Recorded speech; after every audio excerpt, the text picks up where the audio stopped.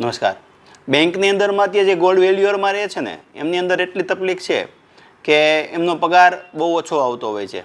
બેંકની અંદર જેટલા એજન્સીની અંદરમાં વેલ્યુઅર રાખે છે એ એમએસએમઈ સેન્ટ્રલ ગવર્મેન્ટ ઘણા નથી હોતા.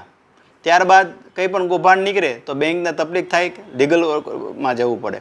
પંજાબ નેશનલ બેંકવાળાએ આપણને કીધું કે ડાયરેક્ટ જ મેમ્બર મોકલો જે કાંઈ હોય તેમ. આપણે કમિશન લેતા જ નથી ક્યાંય. તો ડાયરેક્ટને વિનંતી છે, પંજાબ નેશનલ બેંકની અંદરમાં કોલ્સ ઉપર જ છે, તો તમારે ડાયરેક્ટ ત્યાં જવું. અને દરેક બેંકને પણ હું કહું છું કે તમે જે કોઈ વેલ્યુઅર રાખો ને એમએસએમઈ સેન્ટ્રલ ગવર્મેન્ટમાં એની ટ્રેનિંગ લીધેલી હોવી જોઈએ વેલ્યુઅરની, એમને જ તમે રાખો.